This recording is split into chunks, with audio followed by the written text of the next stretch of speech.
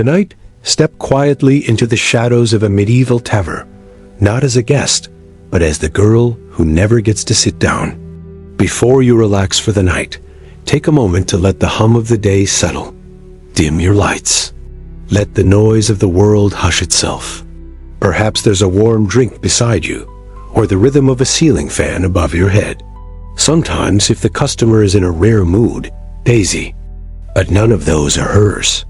Her real name is spoken only in corners by her sister or her sick grandmother, and not often.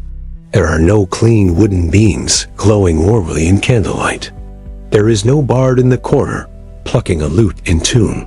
The reality is thicker, oilier. The floor is packed dirt, often damp. It's about the one who clears the broken clay tankard without asking who threw it. The days fold into each other like dough pressed too thin. But each one is slightly different, and she remembers the differences.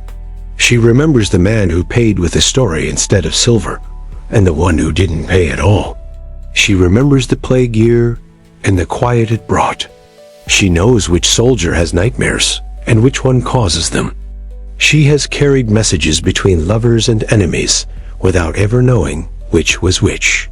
She has danced when required, cried when alone, and smiled when it meant someone else might smile back. She knows where the stolen coins are hidden, where the last scraps of salted fish are kept, and which customers tip more when they think she's afraid. It is carried in the hands that pass the tankard, mop the floor, soothe the wounded, and light the last candle. Of small, almost invisible acts that hold up the scaffolding of a world that never thanks them. But tonight, you are also in the year 1346, in a damp town between two rivers. The plague is still far off, the wars are never far enough, and a girl is about to begin her day in a place where ale is cheaper than bread, and silence is the most expensive thing she sells. She remembers who left and who returned, and she remembers that no one remembers her. The one who hears everything and says nothing. The one who knows which laugh means friendly and which one means watch your back. Not from the high towers or grand halls, but from the hearth and the corner, from the narrow space between a spilled cup and a sharp word. You will walk with her through a single day a day that begins before dawn and ends when even the moon has turned away. It is not a heroic day, but it is a true one. She does not own a comb. Her best dress has been sewn 3 times, and it still doesn't fit right. Her shoes are too thin for winter, but too important to sell. Her hopes are modest warm bread, an evening without bruises, maybe a moment by the fire when the room is finally empty. In a world where women are either protected or exposed, she is neither. She is in between. And that is the most dangerous place to be. The air carries the sharpness of spoiled ale, wood smoke, sweat, and something faintly metallic that no one mentions. The walls sag, the shutters rattle, and the ceiling hunches lower in winter. Not in places with men and money and fermented promises. That's not how the world works here. A kind of relentless boiling, uncontainable life. Merchants spill stories with slurred tongues. Pilgrims trade tailies and coughs. Soldiers laugh too loudly, and sometimes not at all. And somewhere, always, there is a pair of eyes watching her like she's a coin they can flip. You're safe. You're still. But long ago, in a town you've never seen and a century you'll never live in, a girl is already awake. And she has been since before the sky began to pale. She doesn't have a name that history remembers. In fact, she has many. Wench. Maid, girl. She works in a tavern. Or more accurately, the tavern works through her. It breathes because she moves. It laughs because she pretends. It thrives because she does not leave. And she is young though, not in the way poems admire, and not in a way that feels optional. Her hands are already shaped by wooden mugs and heat and cold and grease. Her shoulders carry more than trays. The medieval tavern is not what you've seen in fantasy books. Still, it is full of life. But this story isn't about them. It's about the girl who wakes before the bread is warm, whose hands smell of onions even in dreams. Her life is not epic. It is cyclical. It runs in loop: scrub, serve, soothe, survive.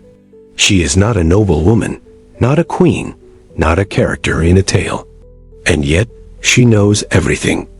She knows who is cheating on whom, which merchant hides a dagger, which friar drinks more than he preaches. She has seen births in corners and deaths in the stables. So tonight, you will see the world through her eyes. And in that truth, there is something sacred. Because history is not made only by kings and conquests. It is made in the quiet patience of those who clean up after them. This is not a tale of glory, but it is a story of survival, of endurance without reward, of labor without name.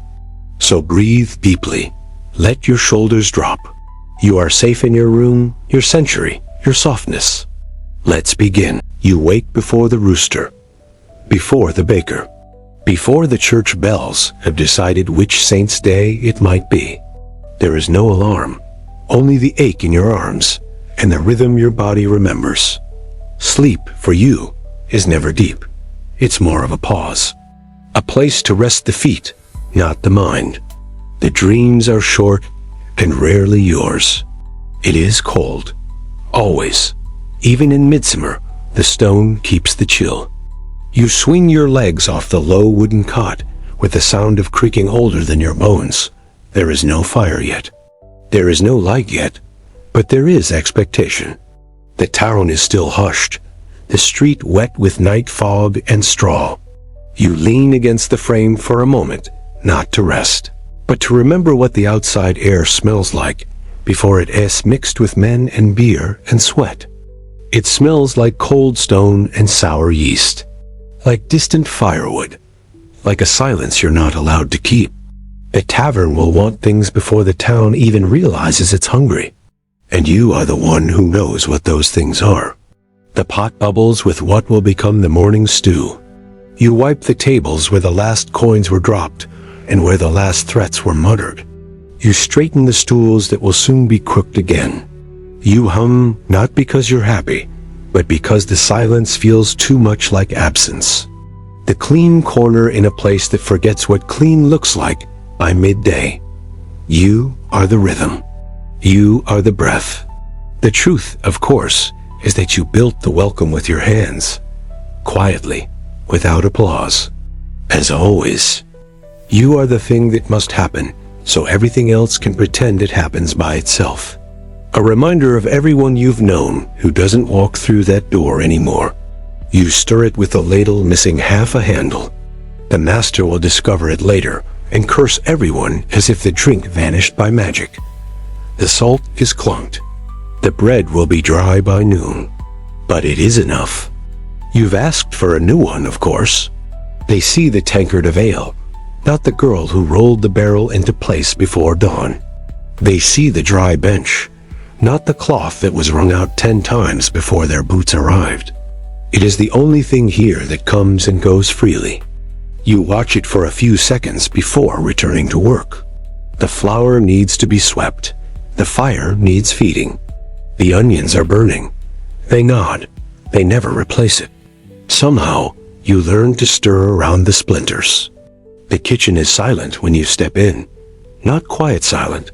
The kind of stillness that waits. Your fingers know how much pressure it needs. Too little, it crumbles. Too much, it stiffens. Everything you touch must be firm, but not broken. A lesson the tavern teaches often. The hearth is dark, the pot is empty, and the bread is still flour in a cloth sack. But this is the moment you know best. You lift the bucket with practiced balance, the weight of it pressing into the muscles between your shoulders, already tight from yesterday. There's no time to stretch. The first kindling, the first spark, the first breath of heat that will, if all goes well, carry the entire day forward without a single shout. You know exactly how long it takes for the coals to catch, which twigs smoke too much, which logs burn hot but too quick. You could do it blind. You nearly do. Because the smoke that rises in these hours never leaves your clothes, or your hair, or your memory. You fetch water from the back barrel. It is half frozen in winter, rain-warmed in spring, green in late summer. It does not ask for your opinion. The bread must be set. It was left rising overnight, a lump under a cloth that you now uncover, press, portion. In the dark, you cut onions. Your hands do not flinch. You could dice a root vegetable while sleepwalking. Maybe you have. The knife is dull. They always are. No one sharpens them for you. That's not your role. Your role is to keep moving, so you do. The tavern's door creaks louder than you'd like as you unbolt it from within. Back inside, the fire is alive now. You mop the floors with water that is never warm. With rags that never dry fully, you check the stocks. Ale barrels are low. You take note, but do not report. Sometimes, a stray chicken from the backyard wanders in, pecking at the corners. You do not chase it out. This is the part of the day no one thanks you for.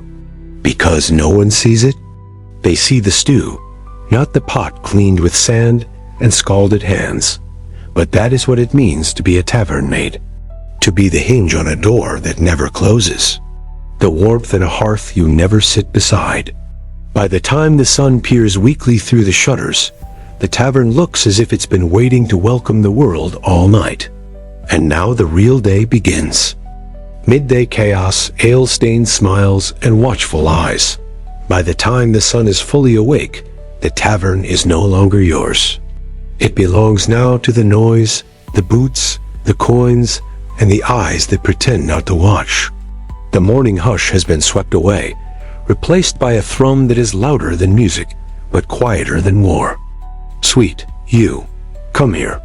It doesn't matter what they call you, only that they expect you to come. It's the clatter of wooden mugs on scarred tables. They want it fast, and they want it from your hands. The same hands that scrubbed the floor this morning, the same hands that cleaned the spit off the hearth. But they don't think about that. They rarely think past the next cup. The coughs of men with lungs full of travel. The laughter of someone trying too hard. They watch from beneath brows, behind tankards, through the broken slats in the shutters.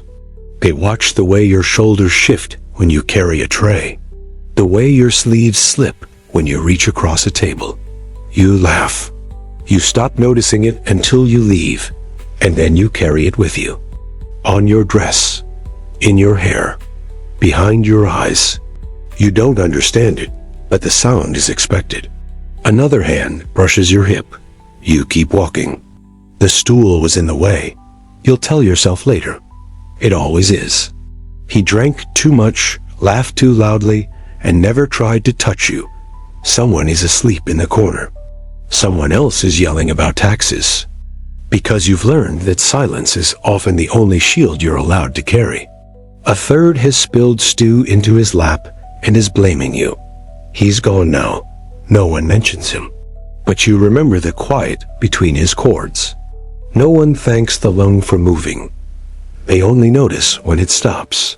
Not because you're asked to, but because this is what the tavern maid does. You remember how it felt different from the quiet that came after, the way you pretend not to notice them watching.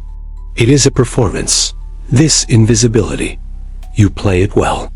The silence of someone thinking about what they've done. If they forget you exist, they stop paying. If they remember too much, they start following. So you keep yourself precisely in the middle, visible, but unmemorable. Helpful, but forgettable. Smiling, but silent. Some come to disappear. You learn to read them like weather. The ones who smile too long. Stew, still thick and hot from your morning stirring. Bread, cracked and coarse. A slice of onion, if the barrel has enough. And being there, in this hour of chaos and clinking, is its own kind of endurance. You carry it from table to table, placing bowls with care. You say little. Not because you have nothing to say, but because your words are not part of the meal. It folds. The same jokes, the same stories, The same coins, rubbed until the king's faces fade, but within it, there are flashes. Moments that break the loop. The ones who sit with their backs to the wall. The ones who check the door every time it opens.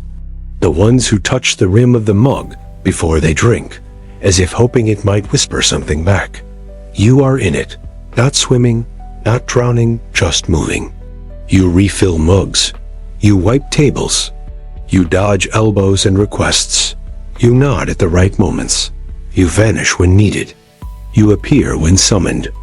You've already moved through the first dozen tasks before the first voice calls your name, whatever name they've decided for you that day. Girl. And you do. Because not coming is not an option. Because standing still invites questions. Because refusing attention can be dangerous. So you smile. The soldier who drinks in silence and leaves the exact price on the table without a word. The boy no older than you, trying to seem older than he is, offering a smile too nervous to be dangerous. You remember those. Not because they matter, but because they interrupt the noise. Not the kind that reaches your eyes. Not the kind they believe. Just enough curve in the corner of your mouth to suggest a willingness that isn't real. You carry two at once, shoulder stiff, wrist bent just so. You've learned not to flinch when it splashes on your skin. Ale dries sticky. Later, when you brush a strand of hair behind your ear, it will smell faintly of someone else's mouth. They want ale. Always ale. More than they can pay for. More than their thirst can justify. The barrels are heavy, but you've learned the balance. Some men come for drink. Some come for noise. Some come to be seen. And then there are the ones who watch you. Not openly. That's not their way. Because being seen too much is one kind of danger, but not being seen at all is another. Lunch, such as it is served. Someone makes a joke. The fire grows too warm. The air too close. The smell of sweat and ale and sour breath hangs low like mist. The midday rush is a current. Time does not pass here. The merchant who drops a gold coin by mistake and doesn't notice. Once, there was music in the tavern. A man with a lute. His songs were out of tune but sincere. Midday becomes early afternoon. The shadows change their angle. The heat shifts from the fire to the bodies. The mugs are chipped. The bread is gone. You bow your head. You apologize. Not because it was your fault, but because it is faster. Because saying sorry costs less than arguing. And still, the tavern breathes. You are part of that breath. You are its rhythm. But you keep moving. Not because you want to. She keeps the world upright while it leans. She catches the cup before it falls. She wipes the table before the stain sets. She stays standing, even when no one else can. She is not a saint, not a servant, not a ghost. She is simply there. The door opens again. More guests, more work, more noise. You take a breath. You lift the tray. You smile. The day is far from over. There comes a time in every tavern when the noise begins to slur. Not soften, not cease, just blur, like a candle burning too low, casting double shadows. Voices that once laughed now echo hollow, repeating jokes even their tellers no longer find funny. Feet that once walked now stagger. Words spill, ale spills, secrets spill, and you, the maid, are still there, collecting what doesn't break. Not for the fights that start, but for the hands that linger too long on a wrist. Ale is cheaper than warmth, and cheaper still than affection. At another table, a girl hums to herself, her chin resting on a palm sticky with spilled cider. She is no older than you, maybe younger. She wasn't here yesterday. You refill mugs for men who no longer see you, and for others who see only too much. For the silences that grow heavy. For the kindness that wears a crooked grin. In the instinct to never turn your back to the door, or to the man pretending not to watch you with both hands wrapped around an empty mug. Still, they cheer. This is the drunken hour. You pull back, not sharply, just enough to pretend it was an accident, just enough to not provoke, not out of courage, but of practice. You have trained your lips to lift even as your feet ache, even as your blouse sticks to your back, even as you count the coins you know will not be enough. It does not begin with a bell, but with a change in eyes. You can see it, the way the gaze grows glassy.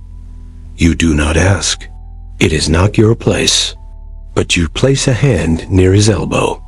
His friend supplies it, and both of them erupt in laughter that turns suddenly to coughing, not touching.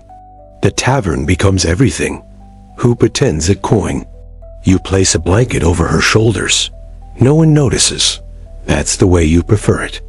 Who drinks to remember, and who drinks to forget? The same toast. The same arguments. The same songs with missing verses. He doesn't speak much, but his nods say enough. You're still alive, still moving, still useful. That is enough, for now. The longer you wipe, the fewer eyes remain on you. The more the night forgets. Some vanish without paying. Some vanish with more than they came with, just near. Coins are exchanged with fingers that shake more than they should. You place yourself between them, not directly, but with a tray, a smile, and a question about whether they want more stew. Of those who said no too clearly, you do not let those stories in after dark. You store them with the wine, behind a locked door in your mind, but they are there. It works, this time. You learn to look away at the right moment. Too much curiosity becomes suspicion. Curiosity is not safe here. The beams above seem to groan under the weight of stories too long held. You wonder how many women like you have stood in this exact spot, wiping this same table, with these same thoughts in centuries past. Enough to remind him that the world still notices. The wolves are gone, or at least pretending to be sheep again. The way smiles stretch wider than comfort allows. The way someone who was once tired becomes suddenly too awake. It is a dangerous hour, not for what is said, but for what is unsaid. Not because it is noble, but because it is expected. You clean messes you didn't make. You smile at jokes you don't understand. You listen to men who don't listen back. The fire is burned low. No one notices. Their heat comes now from within. Somewhere, in the corner, two men argue softly about land neither of them owns. There is a lull that isn't peace. A quiet that is not rest. The kind of quiet a forest holds before the wolves move. You feel it in your spine, in the tension of your jaw. Some laugh as they lie. Some ask your name like it is a gift they'll protect until they no longer want to. Not all danger announces itself. Some dangers whisper. Some lean in close.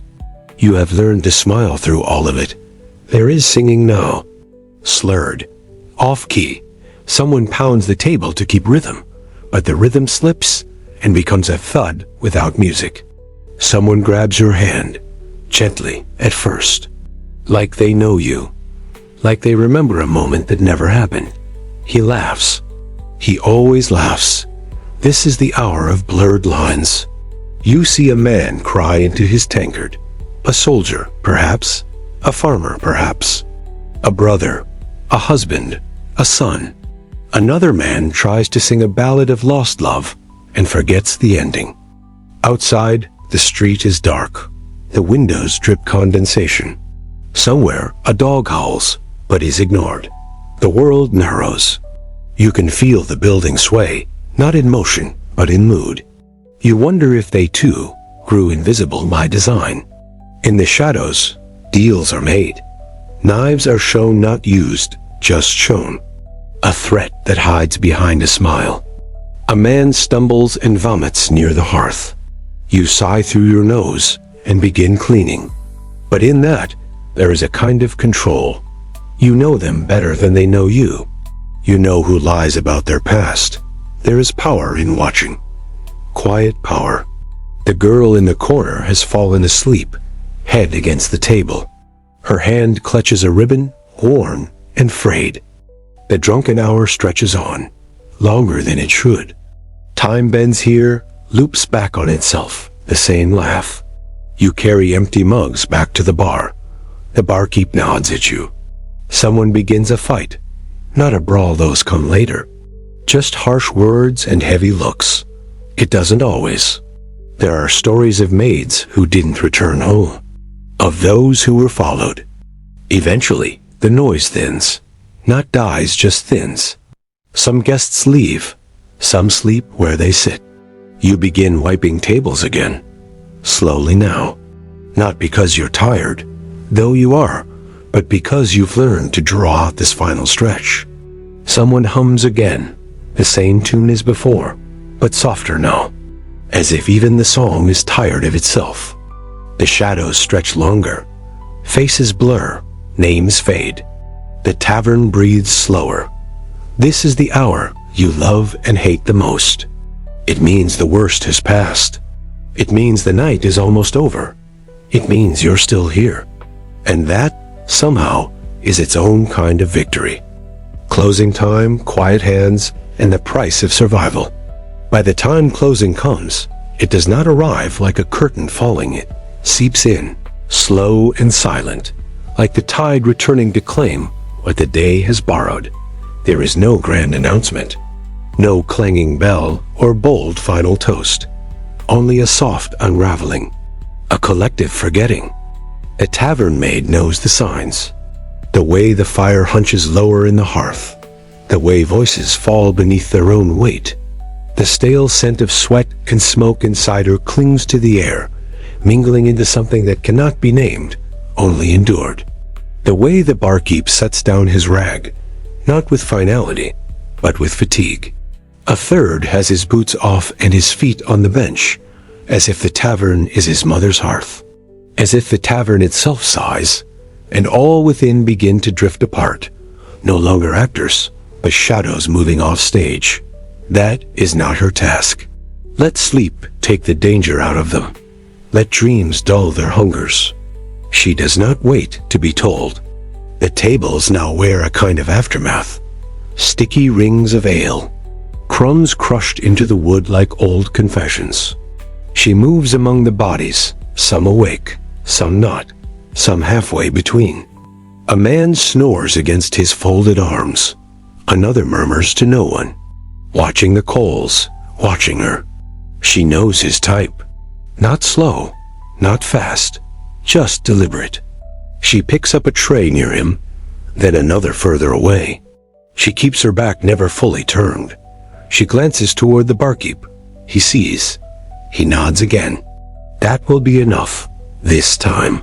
The ones who linger not out of forgetfulness, but out of calculation. Waiting to be the last. Waiting for no witnesses. Each window shuts out a world she no longer needs to see. The tavern shrinks around her, becomes a single room again, with water that has cooled, with soap that bites at her knuckles. She moves with the silence of someone who has done this every night for years. Not a stage, not a theater, not a confessional. Just four walls and the weight of hours. The turning of the tide. No stars, just clouds pressing low. The lantern at the door flickers, unbothered. A dog scratches at its ear near the barrels. Somewhere in the distance, someone sings a dirge in a key not meant for voices. The village breathes in its sleep, the way old houses do. She stacks chairs slowly, not to avoid sound. No one hears anymore but to stretch time. To give herself permission to move without being noticed. Only quiet, not from age, but from memory. This tavern remembers. It remembers every spilled drink, every whispered name, every vow made and broken in its embrace. And it remembers her too. And quiet in a tavern is not always friendly. Night air that smells of smoke and earth, of rain not yet fallen. She looks up, but no stars show, just sky, vast and unreadable. She thinks of disappearing without sound, like so many others. The invisible hour. They share this hour like monks share prayer, quiet, efficient, reverent in their own way. She does not wake them. Instead, she begins the slow ritual of restoration. Not cleaning, no, not yet. That comes later, under lantern light. This is the transition. Of the coins she has saved beneath the floorboard 93, dull and faithful. They are done. Another night survived. She thinks of the stranger who offered her a way out. She said no, then maybe, then no again. She collects what can be saved. Mugs not broken, spoons not bent, candles still half tall. Shakes the crumbs from it like shaking off a skin. Her blouse clings to her arms, damp with hours. Her back aches, her legs tremble. But she does not sit, not yet. This hour belongs to her. A brass button beneath another. Both are placed in a lost and forgotten tin. A rusted tin full of little lives misplaced. Trinkets, trinkets that once mattered to someone. She wonders what of hers lies forgotten in someone else's tin. She looks not at her reflection, but through it. Through the lines beneath her eyes. Through the smudge on her cheek. Through the wear in her gaze. Or did she vanish like a ghost? Was she real? Sometimes it's hard to tell. Some nights blur. It is when she allows herself to breathe. But even then, there is no true peace. A man lingers by the back door. He is neither drunk nor gone, just hovering. The dog is gone. The road is empty. The moon peeks through the clouds like a secret. She adjusts her pace. Eventually the man leaves. He does not say goodnight. She does not ask why. Outside, the night is deep and damp. She closes the shutters one by one, like closing eyes. This is when the real work begins. She washes what can be washed. No music, no voice, just her own thoughts for company. And the thoughts, like guests, are not always welcome. She thinks of her mother's hands once calloused, now still. Of her sister's letters that stopped last harvest. She scrubs. She thinks of the girl from earlier, the one with the ribbon and the cider sticky fingers. Where did she go? Did someone wake her gently? The barkeep says nothing, as usual. He sweeps in the opposite corner. Two solitary figures in parallel silence. They do not need to speak. She finds a comb beneath one bench. The floorboards creak beneath her weight. She opens the back door for a moment to let in air. She thinks briefly of running, of stepping past the barrels, past the fence, past the church where bells no longer ring. But then she remembers the coins, 93, still not enough. So she closes the door again, not with sorrow, just with finality. She folds rags, wipes the bar, checks the larder. The barkeep nods once more. She removes her apron slowly. There is one last thing. She walks to the old mirror behind the bar, cracked at one corner, fogged with years. She looks at the girl inside who has not left, not yet, and she whispers, as she does every night, one more, just one more. Then she turns. Lanterns are doused. The fire sleeps. The tavern exhales its final breath. She steps outside into the night, apron folded beneath her arm, key tucked in her sleeve. Her walk home is slow, not because she is afraid, but because this is the only time the world is hers. No voices, no trays, no glances. Just her, the night, and the sound of her own breath. She will sleep soon. Perhaps dream, perhaps not, but for now, she walks. And the day is done. There are records no one writes, ledgers with no ink, books with no spine. But they exist in the creak of wood that remembers boots long gone in the smell of cider, soaked into stone in the blood that once spilled quietly behind the firewood stack and never made it into any priest as confession.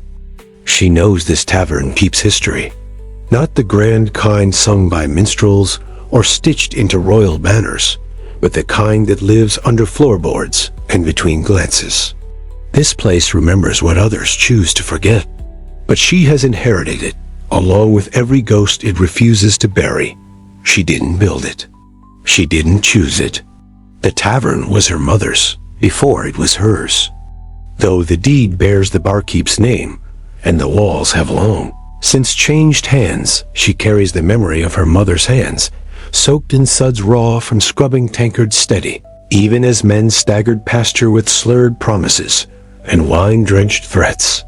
Her mother never spoke of the bargains she made, but the scars on her knuckles, the quiet way she placed chairs against doors some nights, the single bottle of cherry cordial she never drank, those were chapters in a book written without ink. Not as a child fetching bread, not as a shadow behind her mother's skirt, but as a girl alone with a mop, a ledger, and a key. At 16, she stood behind the bar for the first time. The barkeep had said, "You'll do," and that was that. The herbs were gone now, replaced by cobwebs and the dust of time, unconcerned with sentiment. No ceremony, no welcome. Just the clink of coin and the smell of old wood. Or perhaps it revealed itself to her the day she was ready. She remembers sweeping the corners where her mother used to keep herbs, dried yarrow, thyme, bundles of lavender that made even stale ale seem warm. Just scraps. As if her mother had passed through and paused to see if the floor was clean. But sometimes on quiet mornings, the scent returned, just for a breath. There are floorboards in the back that bend differently. One, in particular, near the hearth. Lift it, and you'll find nothing unless you know what to listen for. Worn thin. One her mother had kept in a locket, saying it had bought her first loaf of bread when no one else would feed her. She discovered it by accident. Beneath that board, there is no treasure. No stolen crown, a broken comb. Weeks later, the coin was found near the hearth. A leather ribbon. A bit of cloth too fine to belong to anyone here. She doesn't touch them. Women who laughed as if laughter could keep the wolves at bay. They are not hers to move. But she adds to them. Once, a coin. When her mother died, the locket went missing. She places it under the board. Some things return when they are ready. Others stay gone to spare you their full truth. The tavern's walls hold more than scent and dust. They hum. At night, when she's alone, she hears the murmur, not voices, not song, just memory echoing in timber, dried by years of breath and beer. There are names carved into the underside of tables. Some still alive, most long buried. Men who thought themselves immortal after the third mug. She traces the names sometimes. Doesn't know most of them. Dawn without rest, the unseen morning, and the weight of repetition. The world forgets how early a tavern maid begins again, while the village still sleeps in the hollow between midnight and morning, while hearths remain cold and no rooster yet dares declare the day, she stirs. Not from dreams, for there were none. Only flickers of half-thoughts. Shadowed images without sequence-like voices heard through wood. She does not stretch. She does not yawn. A narrow cot tucked beside the window that does not open. A blanket with more mends than cloth. A pillow once white, now a quiet gray. She swings her legs over the side and listens. Not for danger, not for sound. Just to make sure the day has returned. Undergarments still damp from washing. Stays that press into ribs like reminders. The grayness is enough. Not now. Not yet. The first meal belongs to the tavern, not to her. A linen shift, stained near the hem from weeks, she no longer counts. She braids her hair without a mirror. The rhythm of it is enough. 3 strands, always 3 woven together, like breath, labor, and silence. She simply opens her eyes and resumes existing. Her bed is not soft. It does not need to be. It knows her shape. A room waiting to remember itself. Ale. Adds kindling. Coaxes flame like waking a child. Not too fast. Not too loud. Flame must believe it is its own idea. Wood smoke, something sour beneath it all. She moves through it, opening shutters, letting gray light pour in like milk. Dust dances. Chairs remember their purpose. The tavern exhales. She does not wrinkle her nose. She belongs to this scent, and it has. Always it does. A cat crosses her path. A butcher's boy hurries past, eyes down, cheeks red. The baker's chimney sighs its first smoke, lazy and indifferent. A crooked building with one shoulder lower than the other. Its sign creaks above the door. The oak and ember, though few read it anymore. They know it by scent, by memory, by instinct. Just appears, as if grown from the same soil. Though they were cleaned last night, though no one sat since. It is not about dirt. It is about ritual. The repetition that keeps madness tethered. She sweeps ash from beneath benches, for meat, for bread. She checks the larder, counts eggs, notes the missing wedge of cheese. Rats again, or something worse. Replaces mugs in their rows like teeth in a jaw. She dresses in layers born of habit, not warmth. The sky outside is slate-colored, neither night nor morning, a color without a name. She lights no candle. She nods. That is enough. There is no breakfast for performers, for those who still believe in stories. So she begins. It sticks. It always does. The door opens with a reluctant groan, not a complaint. Just old bones speaking. She checks the oil in the lanterns. She touches each stool to remind it of its place. Only when the sun gains courage. The walk is short. Her shoes find the same stones. Her feet avoid the same puddles. The town is quiet, but not empty. But no one greets her. No one ever does. She is not unseen, only unnoted. The tavern appears like a wound stitched into the village's edge. She unlocks the door with a small iron key worn smooth. Inside, stillness. Not quiet, but stillness. She breathes in stale air that has slept too long.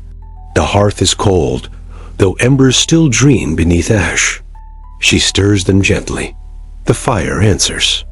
Light crawls across the floor, touches the legs of tables like greeting old friends. She does not. Not yet. There is work before breath. She scrubs the tables again. The barkeep arrives an hour later. He does not knock. He nods. They speak little. Words are for customers. Instead, she sharpens knives. Not for violence. The door remains closed. Morning patrons do not come quickly. And so she prepares. She polishes brass that will never shine. Outside, the town begins to murmur. Hooves on cobble. Boots through puddles. Laughter not yet earned. The world warms slowly, like broth on a weak flame. She holds the same face she always has. Unreadable, calm, practiced, irregular. These repetitions that shape a life. He peers in, sees her, taps once on the glass. She nods. He nods. He will return later. The body that does not resist. She does not smile. She does not frown. A man passes the window. There is comfort in these unspoken agreements. A promise made in jest that still echoes in her chest, but also sorrow. Because in repetition, there is erasure. If she was ever a child, if she sang, if she once believed in midsummer wishes, no one asks what she was before. They see only the maid, the hands that carry, the eyes that do not linger. She remembers, sometimes, the river, one patron, then two, a cough, a request, a coin placed too loudly. Not this one, not the creek that trickles behind the tavern like an afterthought. The river of her youth, wide, laughing, alive. She remembers swimming, the chill, the way her hair floated behind her like ink. She remembers a boy, or a shadow of one. She does not cry. There is no time. The first knock comes. A vendor, asking if they need onions. They do not, but she smiles. Takes two anyway. Overpays. It is easier than refusal. She slices one for stew. It bites her eyes. She welcomes the sting. The tavern comes alive slowly. Not warm, not cold, not blank. She answers all with the same tone. Just enough. And somewhere beneath it all the weight returns. Not heavy, not cruel, just familiar. Like the shawl she wraps around her shoulders at night. This life is not tragic, but it is long, and she must live each hour twice, once in labor, once in silence. The sun climbs, the tables fill. She serves. She smiles. She survives. And the day begins again. Echoes of laughter, debt, and the thin thread of dignity. Laughter fills the tavern long before joy ever does. It arrives like mist before rainlight, directionless and unearned. A noise that men produce not from happiness, but to fill space. It rolls from their throats like smoke from wet wood, thick, sour, and stubborn. She hears it before it begins. That subtle shift in tone. The clearing of throats. The clink of mugs meeting with too much force. Threads of her apron brush past heavy boots. Her arms, always full plates, mugs, trays, debt slide between elbows without touching. She does not bump. She does not pause. She is not given permission, but she does not ask for it either. It is the sound of men remembering they are not alone and needing to prove it. The tavern no longer belongs to her now. Not until dark. This is the middle where ownership drifts, where voices rise and dignity bends. She moves through it like wind through wheat, not seen, but known. They speak around her, over her, through her, not to her. They tip well, but look too long. They remember daughters they don't write to, not truly. Sweet, lass, pretty, girl, though she has not been one for some time. She does not correct them. Correction requires acknowledgement, and that costs more than silence. When they do, it is with nicknames that are not hers. Her hands do not tremble, not even when ale sloshes. Someone sings, off-key, too loud. The rest join in. The tavern becomes its own weather loud, unpredictable, warm, but not safe. Not even when fingers linger too long on the rim of the tankard she places. Not because she wishes to know, but because not knowing is dangerous. Coins pass hands faster than time itself, each marked with lies. They are practiced hands, firm, predictable. The kind men trust to carry what they cannot. She knows each table, its mood, its risk. They know when someone new enters before the door opens. The one near the hearth. Older merchants, salt in their beards, hands covered in ink, and deals long past. The center table. Young laborers with loud laughs and quick tempers. They come with stolen coins and leave with blackened eyes. They mock her to impress each other. When they grow quiet, she grows careful. He pays in copper with a soldier's pride. Never finishes his drink.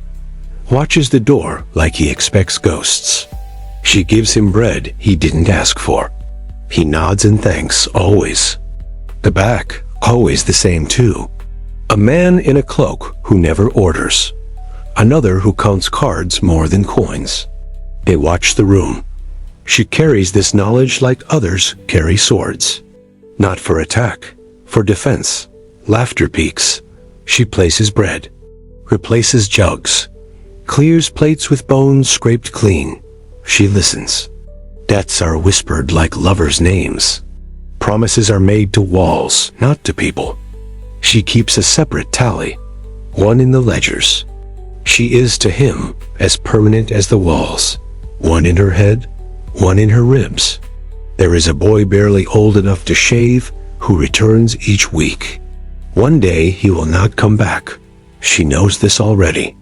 There is an older man who tips only when others watch, who spills drink to watch her bend, who speaks of love like a transaction.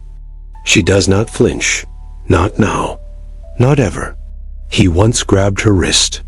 Only once. She broke a plate in the next room and returned with blood on her hand that was not hers. He has not touched her since. There is dignity in small things. In walking upright when your back aches. In not crying when stew burns your skin. In smiling at the widow who comes in every Sunday, orders nothing, and watches the door that never opens. The barkeep sees none of this.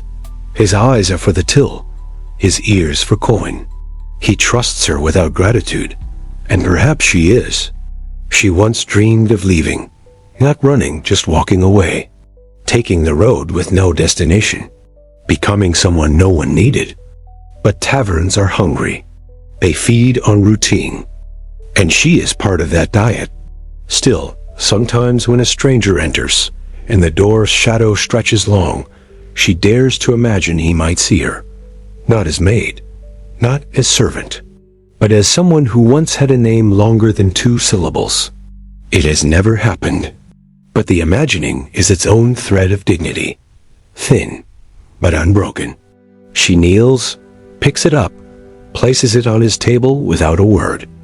A man drops a coin. It rolls, stops at her foot. He watches her, waiting. He calls her stubborn.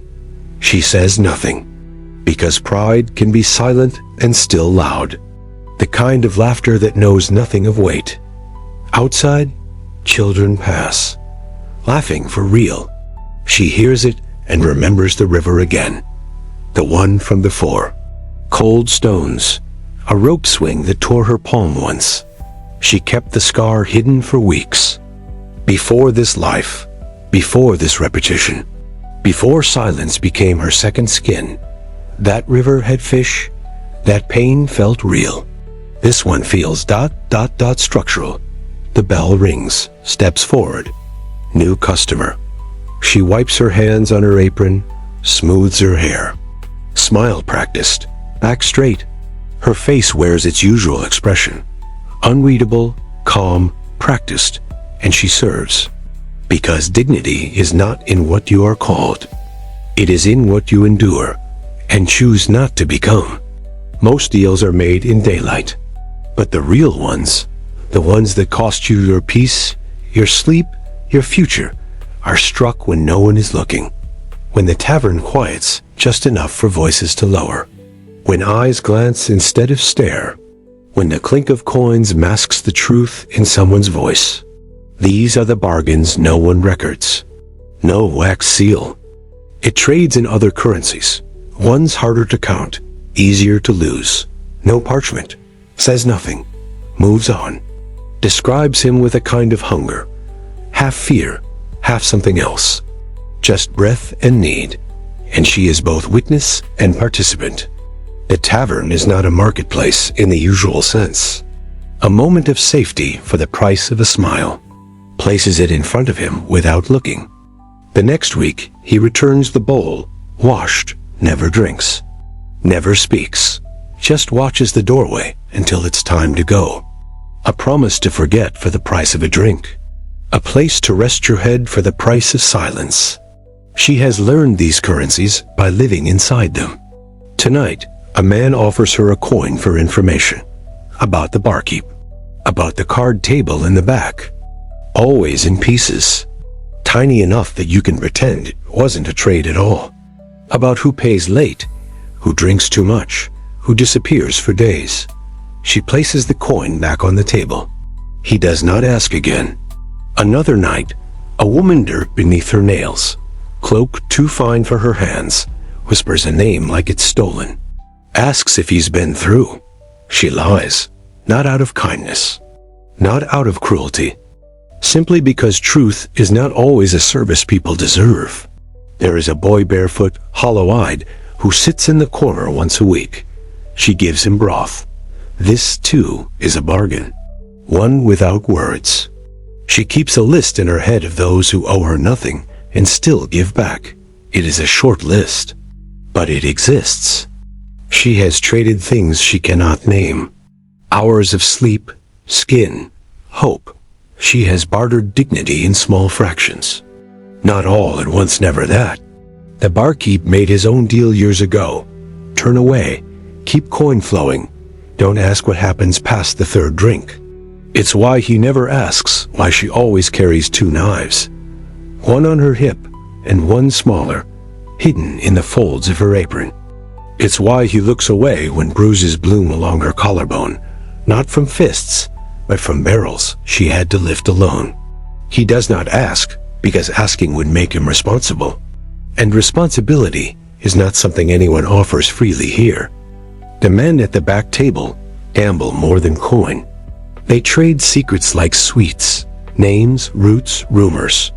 She listens while pouring, while sweeping, while pretending to not understand the languages they switch between. One night, one of them catches her eye too long, tells her she's too clever to be just a maid. A town, a question. She smiles, politely, because clever women do not survive long by being noticed. Later, he leaves an extra coin, folded in paper, inside a name. She burns the paper that night. Not everything offered should be taken. Sometimes belief itself is currency. To be believed when you say, "That man touched me." To be believed when you say, "That man lied." To be believed when you say, "I am not safe." Most women in the tavern are not believed. They are heard, perhaps, but not believed. Belief is heavier than sound. It requires someone to act, and so silence becomes safer than truth. Sits a distance away, says nothing, covered in flour, eyes wide with the kind of fear that comes from home. One night, she finds a girl no older than 13 hiding in the storage room. The girl does not speak, just shakes, just sweep. She places bread near her. After an hour, the girl asks if she can sweep. She says yes. No questions, no promises, only a broom. For 3 weeks, the girl returns, sweeps before sunset, leaves before the night men come. And one day, she is gone. No goodbye, no warning, just absence. But on the shelf where flour once spilled, there is a single braid of hair, tied with red string, left like an offering. Or a thank you, or a debt paid, a drink poured first, a name remembered. There are men who pay not in coin, but in safety. They break up fights, walk her home, tell others to leave the girl be. But it is not charity. It is another trade. A seat kept warm. Protection is never free. She understands this. Same weight. She accepts it. But she keeps the blade sharpened anyway. Because even favors grow teeth when debts are not repaid. One winter, a stranger arrives. Pale coat, strange accent. Eyes that flicker too fast. He orders nothing. Stays all night. Watches the room. At closing, he approaches her. Hands her a coin wrapped in cloth. Barefoot. Eyes swollen shut. "I need someone to forget they saw me," he says. A name. Maybe a prayer. She does not nod, does not take the coin. She simply walks past. The next morning, he is gone. But behind the bar, under the floorboard she knows is loose, is a second coin. Same cloth.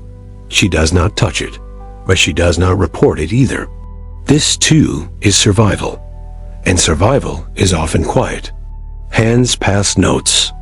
Voices lower. She walks home in the dark, sometimes escorted, often not. Once, she walked past a man slumped against the wall. He reached out not to grab, but to be seen. She did not flinch. Instead, she placed the heel of bread in his hand. He whispered something. She said nothing. Because sometimes the most dangerous thing you can do for someone, ... is acknowledge them. That night, she dreams of the river again. But the water is thicker, and the rope swing is gone. She wakes up with the image of a girl who might have been her, and the sound of a laugh that definitely wasn't. The tavern opens again, as it always does. People enter. Deals are made. Eyes meet. And through it all, she moves, carrying more than trays. weighing more than mugs. Because the heaviest things in the tavern are not the barrels. They are the bargains. And no one ever sees them. But a few. She remembers their silences more than their words.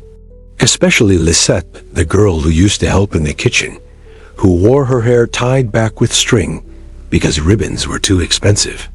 Lisette had once told her that the tavern knew when someone lied. She had laughed. "Don't believe me?" Lisette had said, grinning, flower on her cheek.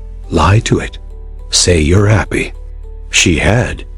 And the next day, a beam fell behind her with no warning. Lisette just nodded. "Told you." Lisette disappeared the winter after. No goodbye. Just a pie half-baked in the oven, and her apron neatly folded on the stool.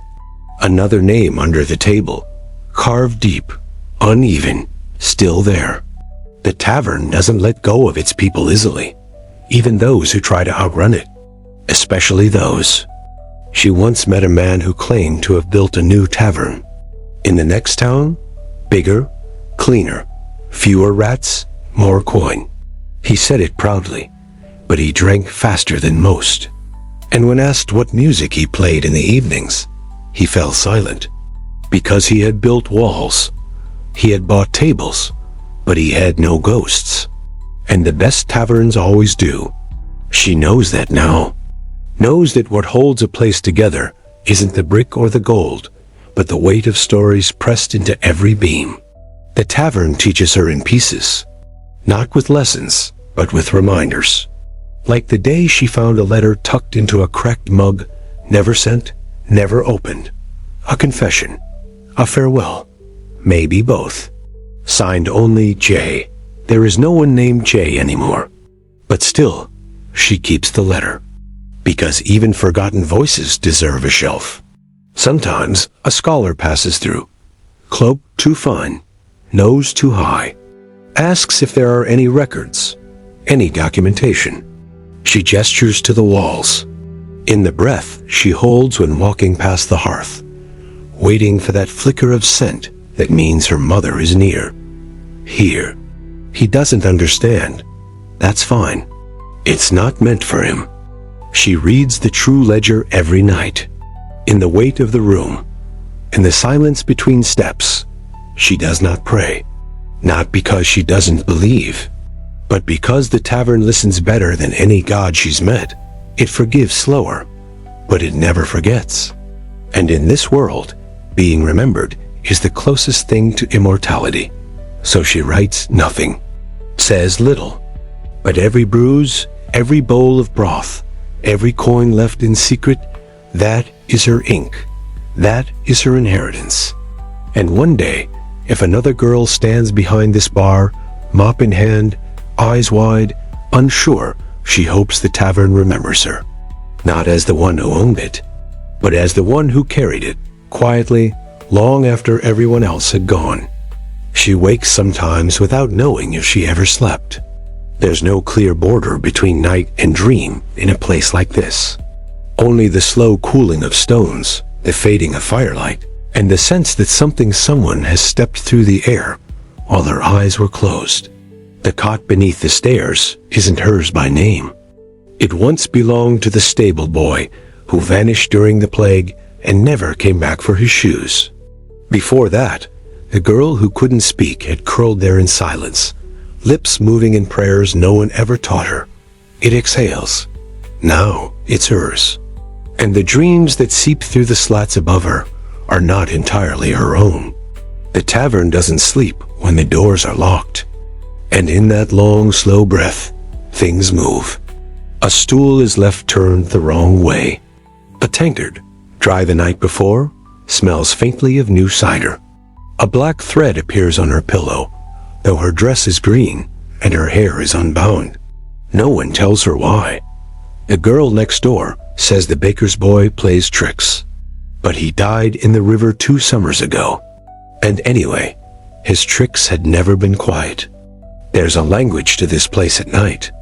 Not one she can speak, but one she has learned to understand, like reading footsteps, or knowing by the shift in wind when rain is coming. The rules are different once the last lamp is blown. By day, noise is king. Coin chatter, the clang of mugs. A woman survives by the rhythm of the crowd. But by night, silence holds court. And survival depends not on being seen, but on knowing where not to look. She's learned the places where shadows settle too easily, where boards creak out of turn, where breath gathers even when the room is empty. These are not tales for children. They are not even tales for the fire. They are maps, drawn in ashes and hints. And like all maps, they are warnings as much as guides. Once, she saw a man walk into the cellar after dark. He never came out. The next day, the barkeep filled the cellar with salt and wouldn't explain why. The ale brewed that week tasted strange. She did not drink it. Sometimes she thinks of that man, not because she knew him, not because he was kind, but because he had looked at her once, the way you look at a locked door just before you try the handle. He had something to prove. Men like that don't last long here. Night strips them bare. There is a rhythm to disappearances. They don't always leave a mess. Sometimes they leave nothing. Not a stain, not a sigh, just a space that feels shifted, a silence that wasn't there the day before. It takes a long time to learn which dreams belong to you, even longer to know which ones are borrowed. There's one that returns often, a fire, but not destructive, controlled, quiet, burning in a hearth she doesn't recognize, surrounded by voices she's never heard. Someone hands her a spoon. The soup smells of mint and ash. She's about to taste it when she wakes, always just before, and the taste lingers anyway. She asked the old washerwoman once if dreams could belong to places. The woman didn't answer. She only tapped her chest and her temple, and finally the floor. All the same, she muttered. All the same in the end. The tavern is older than anyone alive remembers. Some say it was built on a crossroads.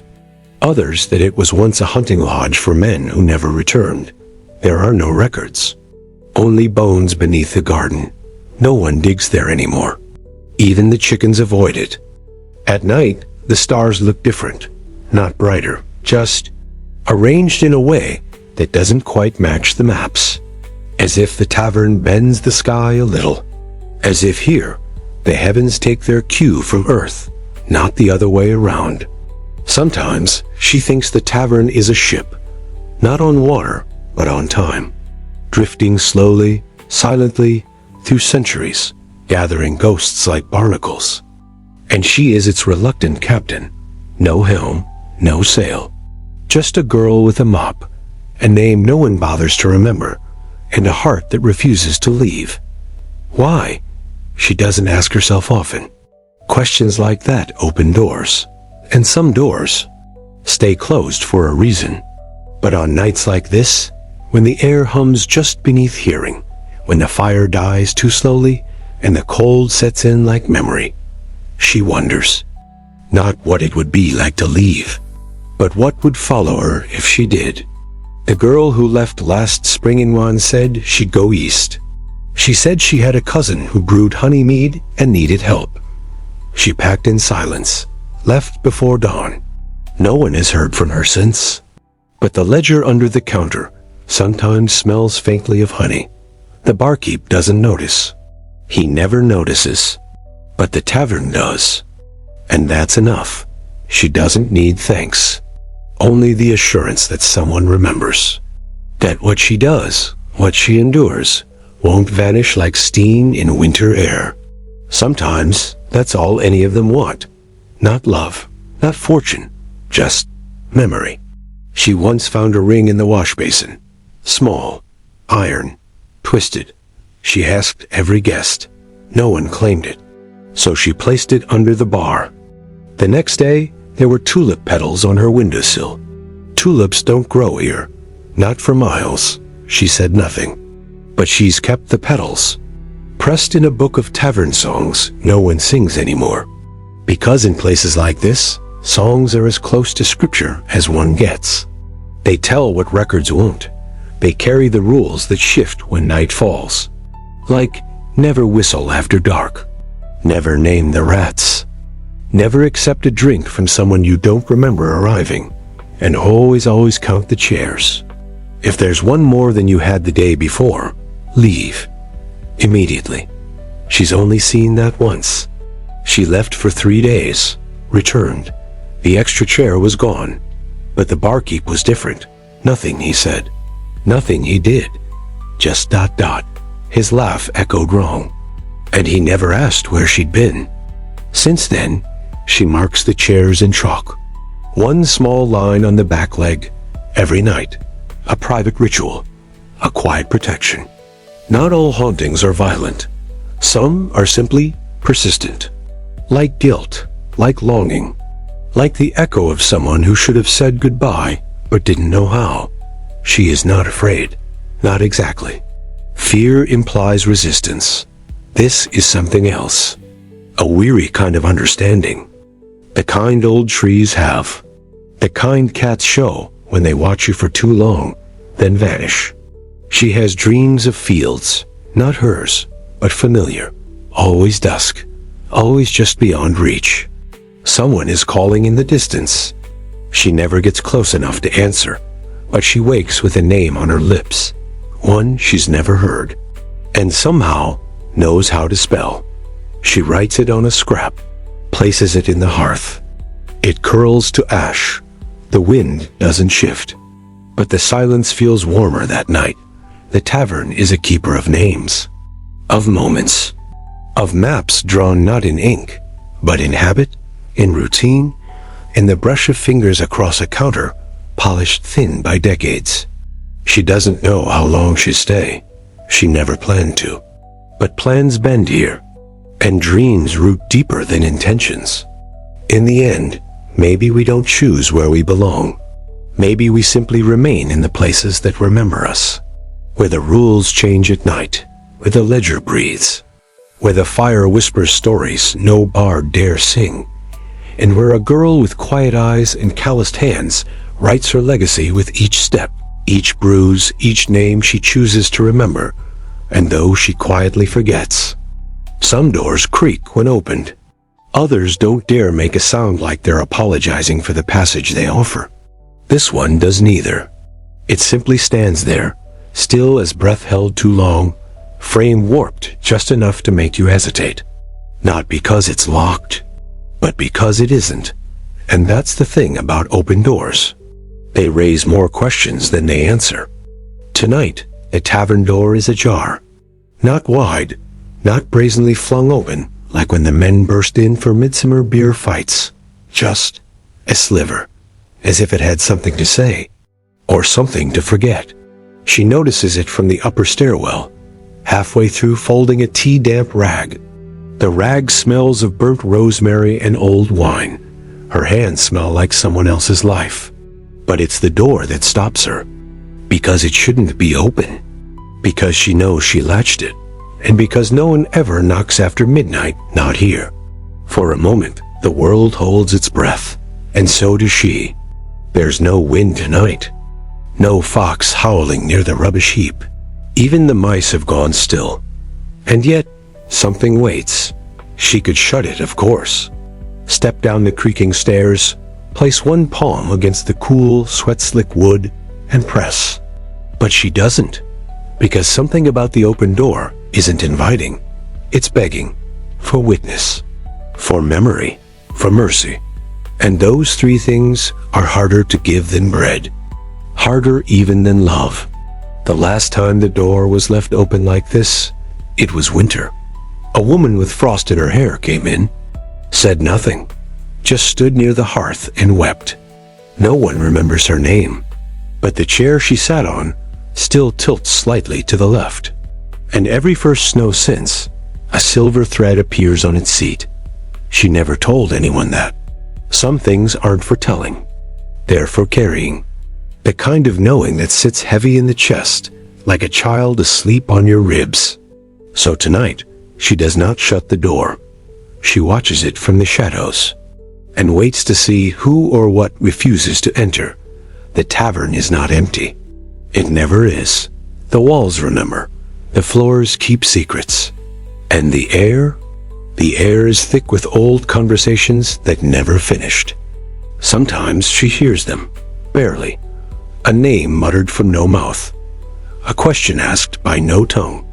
But it lingers, like the scent of a fire long extinguished. She steps down the stairs, slow, careful not to startle the silence. Each board has a memory. Step wrong, and you wake the ones you shouldn't. At the threshold, she stops, looks out. Nothing. Not no one, just nothing.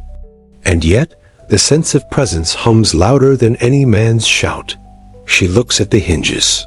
They gleam slightly, wet with dew or something older. She looks at the dirt path leading from the woods, unbroken. She looks at her own feet, and wonders, not for the first time, if she's the ghost. There is a particular kind of silence that settles only in places where too much has been said. Not the polite quiet of noble halls, or the reverent hush of churches, but the bruised stillness that hangs in corners long after voices have died. This tavern knows that quiet well. It wears it like a second roof. She lingers in the doorway now, not to guard, not to greet, but simply to confirm.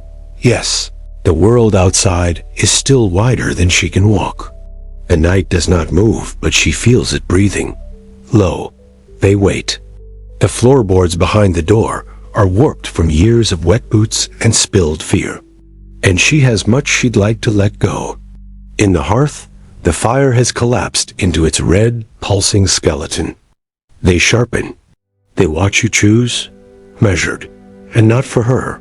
This kind of night isn't for servants or saints. It's for secrets, and secrets she's learned don't shout. She steps back inside. A coal clicks softly like a dying clock. She doesn't stoke it. Cold helps the forgetting. Back behind the bar, she crouches and retrieves the little ledger she hides beneath the loose tile. Not the real one, the official book of ales, breads, debts owed, and never paid. No, this one is different. It is older, bound in canvas, stained with lavender, pages soft from handling. It doesn't record numbers. It records mercy, a name. Each one bears its own history. A knife scratch from a drunken promise. Wax from a candlelit letter burned before it could be read. The faint circular stain of a cup that never left the bar because its drinker never did. She remembers them all. A date. A debt forgiven not in coin, but in silence. A bruise ignored. A hunger met without a word. An oath never spoken aloud, but kept all the same. She doesn't write in it tonight. Once, a scholar tried. She told him it was cursed. It was her mother's place, though her mother never owned the tavern, just belonged to it. Some do. He laughed, then wept, then left. The table has been steady ever since. She can walk it in silence, every notch and nail, every creak and draft. It is the only home she's known where no one asked her to smile. She only turns the pages, slowly, as if they might change their endings if touched gently enough. Each line is a person who crossed that threshold and left something behind.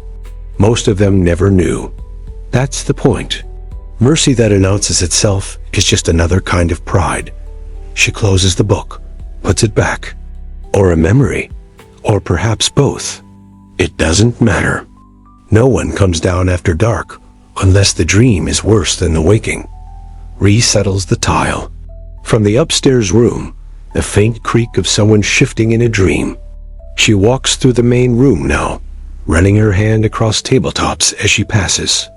Not their names, but their weight. One table is missing a leg. She keeps it propped with a book no one's allowed to open. At the far end of the room, beside the cold hearth, is a small bench with no cushion. She sits there now, not out of nostalgia, out of need. The kind of need that has no language. The kind that waits until the fire is low, the door is ajar, and the ledger is hidden, before it begins to hum in your bones. She closes her eyes, not to sleep, but to trace the map of the tavern in the dark behind her lids. Here, even silence is allowed to stay. The door creaks again, but not open, closed.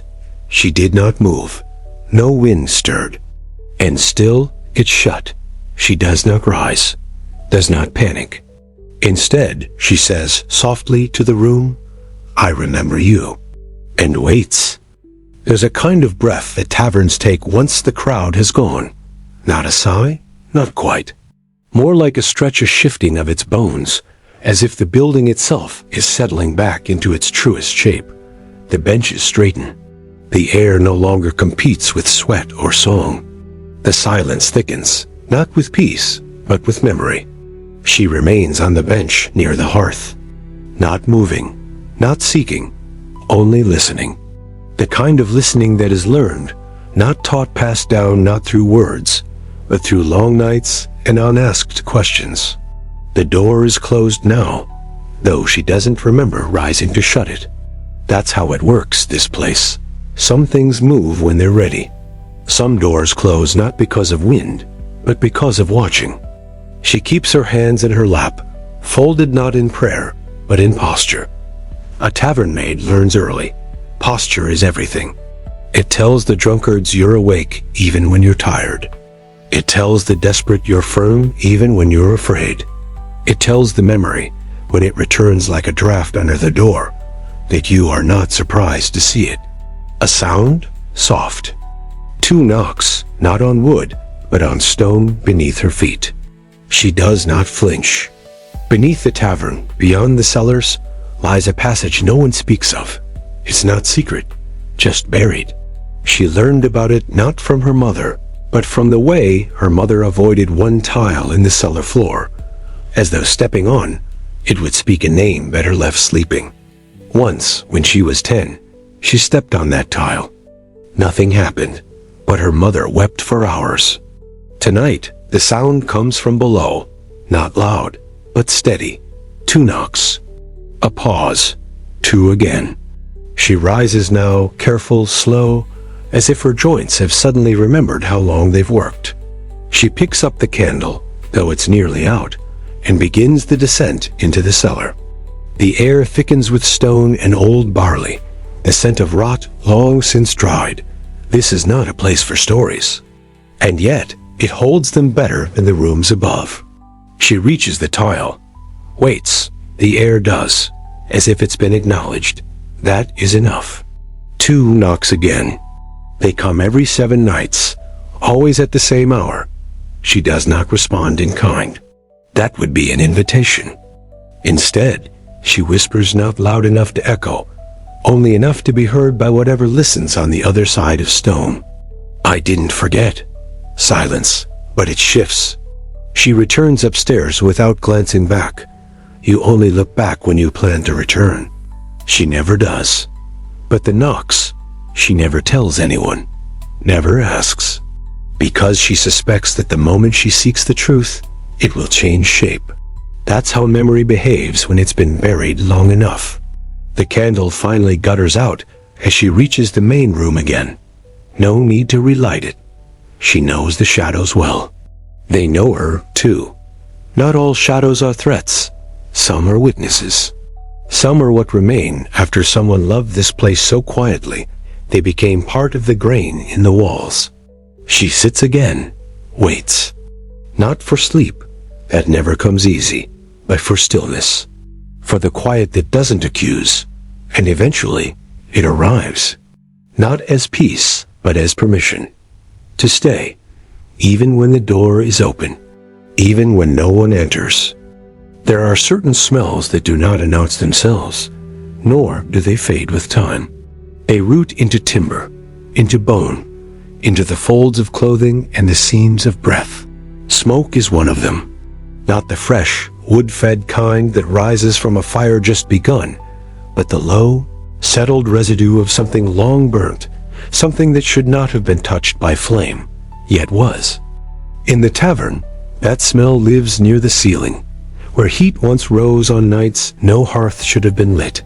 It lingers in the grain of the floorboards, in the cracks where ale pooled and was not wiped clean, like something long dormant, shifting in its sleep. It stains the air in such a way that even silence feels like an echo. And she smells it again tonight, not new, but stirred. She does not like to give it too much life after midnight. Like memory, the fire in the hearth is low now, on purpose. The brighter the flame, the more shadows it casts.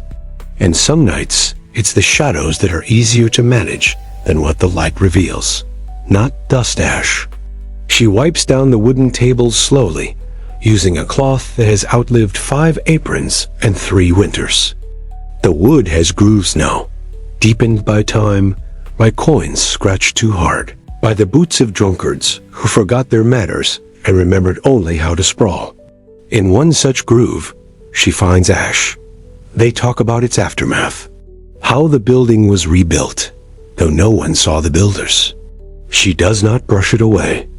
How the tavern changed hands overnight, and the papers of ownership bore a name only half legible, as if the ink itself had flinched from being complicit. She leaves it there, like a nod to the thing that happened a year before she took over this tavern, cleaning dishes at the time. Her hands already knew the rhythm of work, the way to scrub without letting the hot water scald. A fire, the townsfolk whispered, but not one that started in the hearth. It began behind the bar, where old Varla kept her records, her ledger, and some said her sins. No one talks about the fire directly. How Varla left, though no one saw her leave. She was 17 then. That night, she remembered not the fire itself, but the silence afterward. In the darkened glass of an old mead bottle, she sees movement. How the crowd, half drunk, stood watching the orange devour the black. No one moved to help, not because they didn't care, but because something about that fire felt deserved. And when the embers cooled and the room no longer hissed with death, someone whispered that Varla had kept something hidden, that it had gotten out. She asked no questions, but that night she dreamed of screams she had not heard and saw a silhouette in the flames that did not flee. Now, all these years later, she feels the memory of the fire returning, not in temperature, but in presence. Outside, the fog has settled against the windows in a way that makes them look like eyes refusing to blink. But she sees their shadows, always long, always deliberate. She moves behind the bar and checks the bottles, not for their contents, but for the way the light strikes them. Reflections tell truths, not behind her, not inside the room, but inside the bottle itself, as though the air within it remembered a scream too quiet for the ear. She does not look away, because sometimes, to survive a place like this, you must look directly at the thing that wants to be seen. Perhaps it is her way of saying, I saw you, even if no one else did. The moment passes, but something remains. A heaviness in her chest, not of fear, but of recognition. Like a vow unspoken, but still binding. She lights a single candle and sets it on the sill. Not for herself, for the ones who walk past and never enter. The regulars have gone. The drunkards long since stumbled home or collapsed into the alley behind the grain bins. But there are always those few figures who pause at the door, hand hovering above the handle, and then think better of it. She never sees their faces. She thinks of them now, wonders what they seek, and more importantly, what they remember. The tavern keeps stories, not the kind that get passed around in laughter or retold in festivals, but the kind whispered only once. It is asking her to remember, not in fear, but in fullness, the kind that belong to those who never return. She has found items in the mourning rings beneath floorboards, a child's hair ribbon near the back pantry, a torn scrap of parchment with no words, only a smear that looks like a thumb pressed too hard. She keeps these things in a box beneath the bed upstairs. She doesn't know why. A draft creeps in under the door, not enough to chill the room, but enough to stir the ashes in the hearth. They swirl once, then settle. A shape remains indistinct, but clearly not random. She does not lean in closer. She has learned over time that some things reveal themselves only when observed from a distance. From afar, the ash looks like a hand, palm open, not reaching but releasing. She closes her eyes, and for a moment, hears her mother's voice not speaking, but singing. A lullaby, old and broken, not meant for sleep, but for stillness. A song to remind the bones that they belong here, that they have weight and history and worth.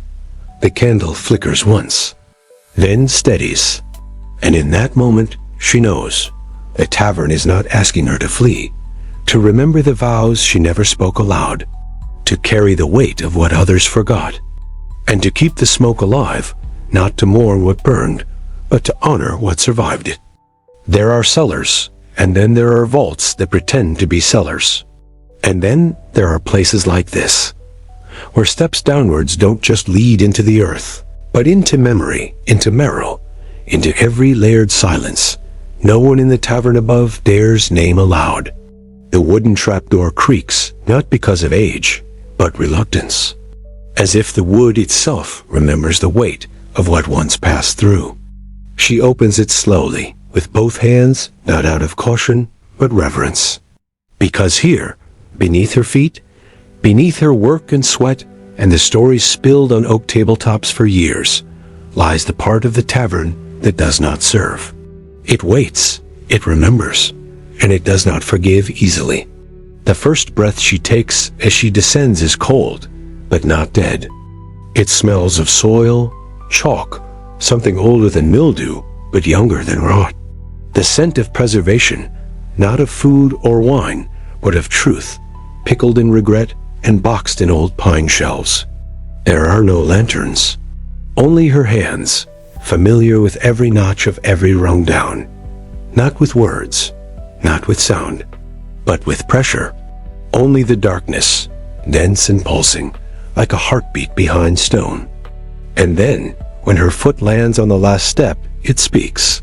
The kind that wraps gently around your ribs like an invisible reminder. This place remembers more than you do. She does not bring light. Down here, it's better to let the dark decide what to show. The barrels lined along the walls are labeled in scripts so faded, they might as well be ghost breath. Some are empty. Some hold wine no longer worth drinking. But others, the ones with wax seals melted and rehardened again and again, those are the ones she's never touched. They never were. Just stone laid too perfectly, too smooth, as if even time knew not to disturb it. They belong to the ones who came before, because they aren't hers. To shield truths, to shield names, to shield debts that no coin could ever pay. The ones who built the tavern not to serve, but to shield. She walks past the barrels and stops in front of the corner where the stone has chipped, deliberately, like someone once tried to dig their way out or in. The floor here is different, not wood, not dirt.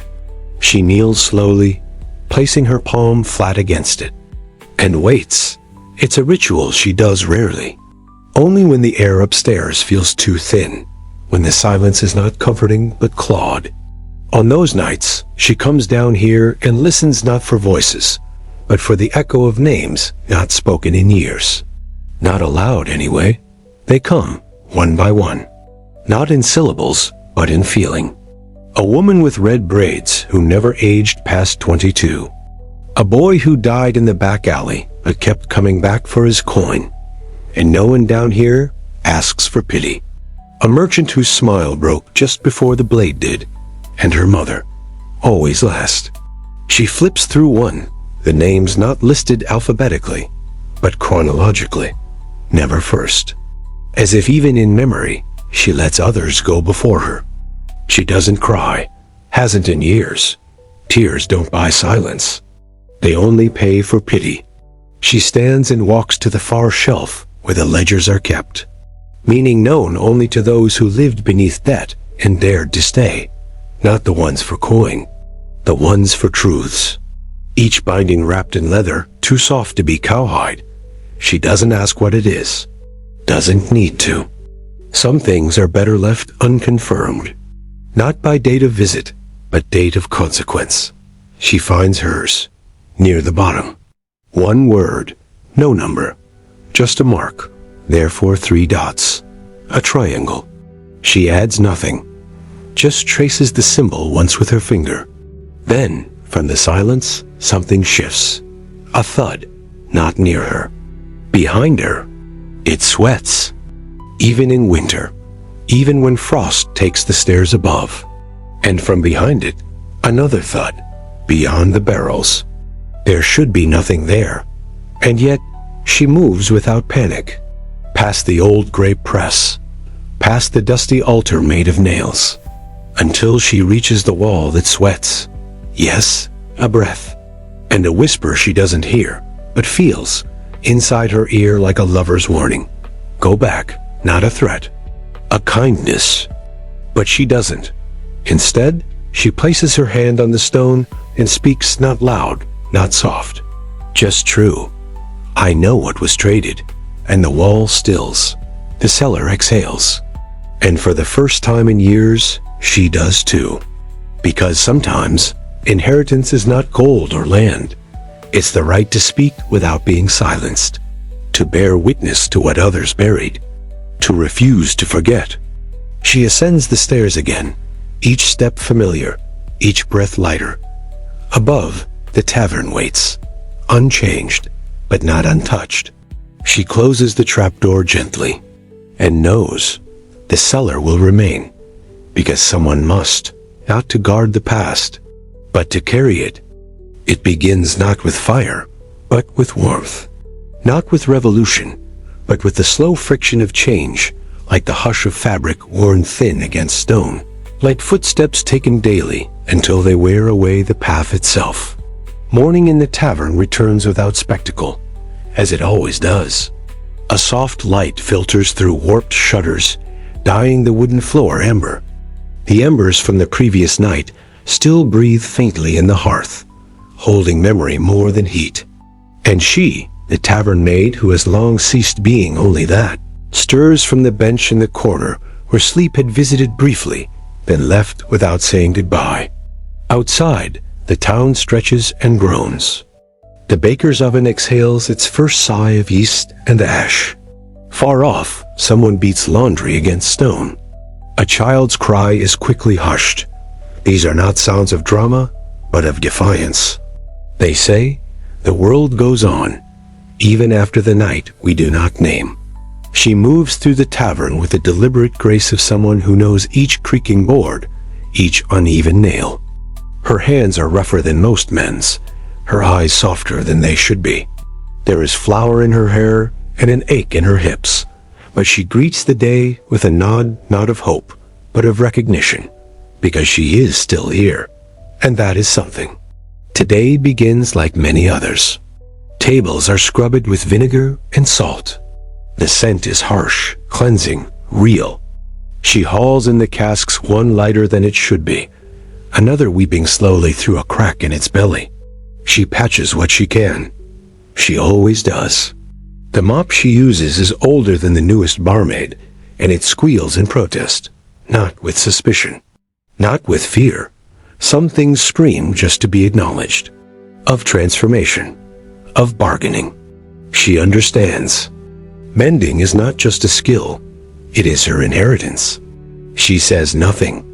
As the door creaks open to the first regulars traders, a retired soldier with clouded eyes, the old man who always orders but never drinks, she watches.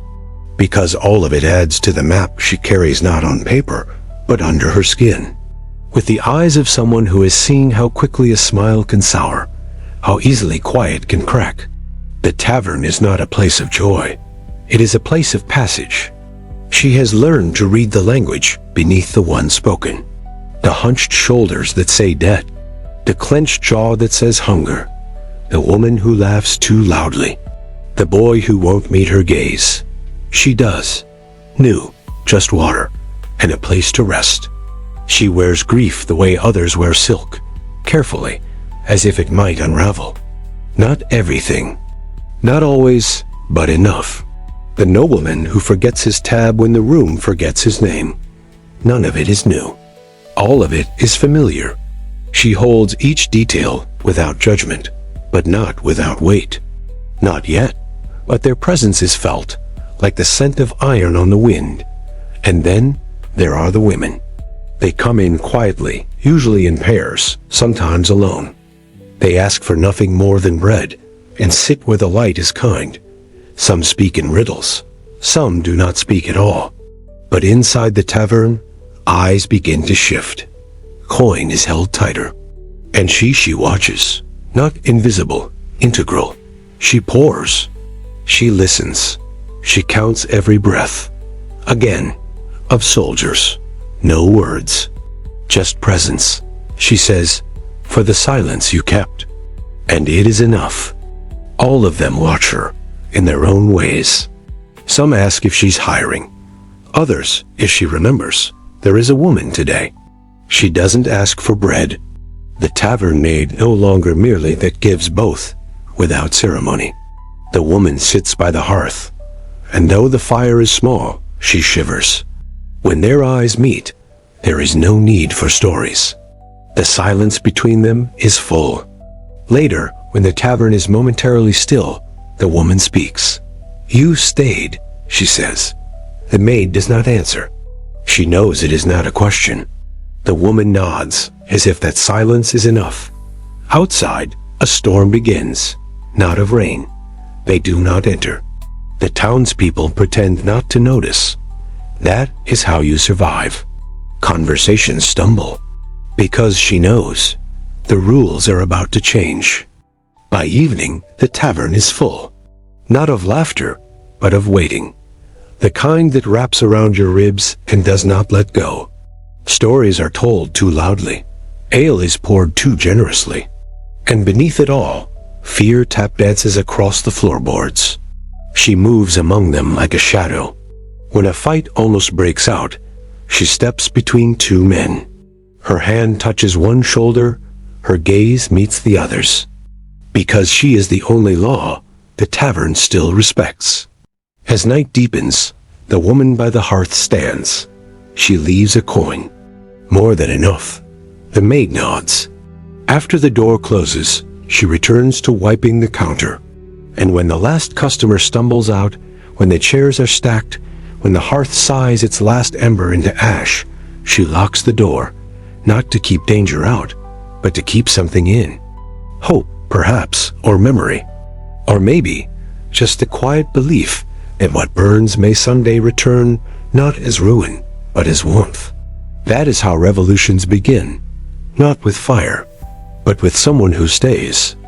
The coins clinked quietly when they hit the bottom of the pouch, but it was never the sound that disturbed her. It was the weight. Not how heavy the pouch was, but how light. Too light. Always too light. That was the truth of most days now, and the nights even more so. Hunger could not. And hunger never forgot. She had learned to measure failure in ounces, in missed copper pieces, in the extra stale crust left unsold. A ledger could be rewritten. It was late again, though she rarely checked the moon anymore. Just their ghosts, the ones who laughed a little too loud, cried a little too close, or threatened a little too long. Time lived in how dry her lips felt, and how many times she had squeezed water from the same cloth. She moved through the back of the tavern with the familiarity of someone who had outlived the building's intentions. The hearth had not been stoked in hours.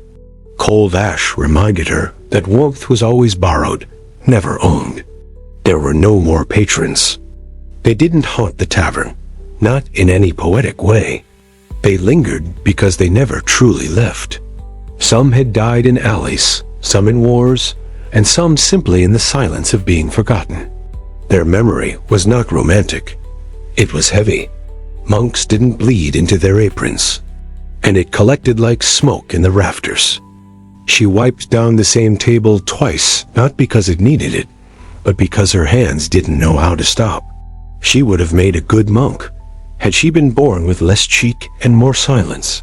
But monks didn't serve men who bartered truth for ale. Monks didn't have to smile when insulted. There was a rat again, bold and unbothered, darting across the stone. She envied it. She didn't chase it. It was the only creature that paid her any attention without wanting something in return. Not allowed. Even the cat had long since stopped pretending to earn its keep. It slept by the oven now, as if guarding heat that no longer burned. In a far corner, tucked behind barrels she had stopped checking weeks ago, was a pair of shoes that didn't belong to her.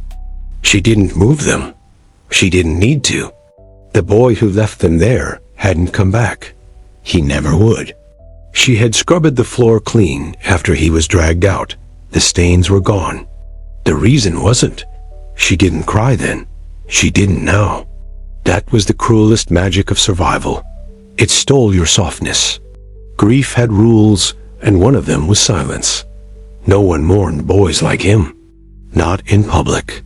She sometimes hummed the tune he used to whistle. That was the closest thing she could offer.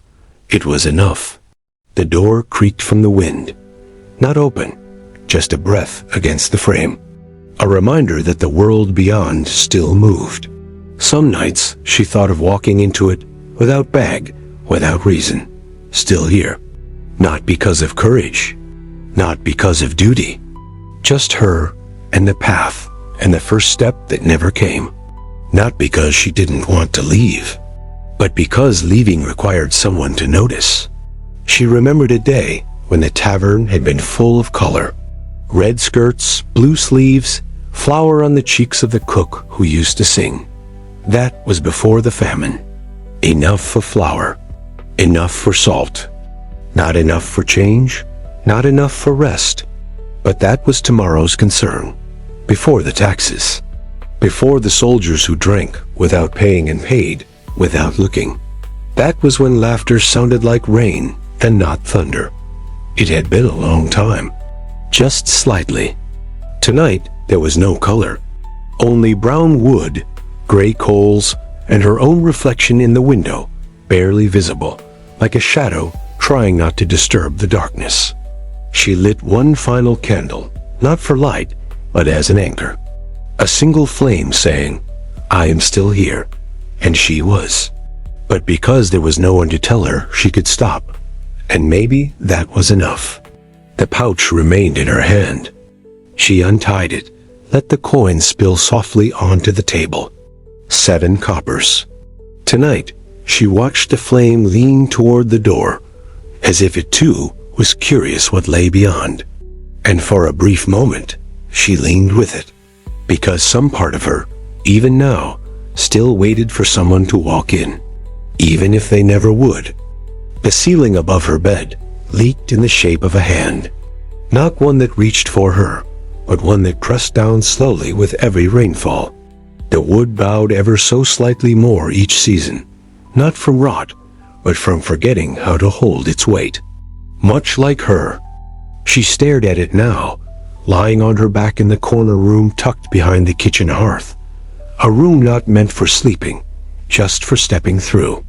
But stepping through had become staying, and staying had become routine, and routine had become life.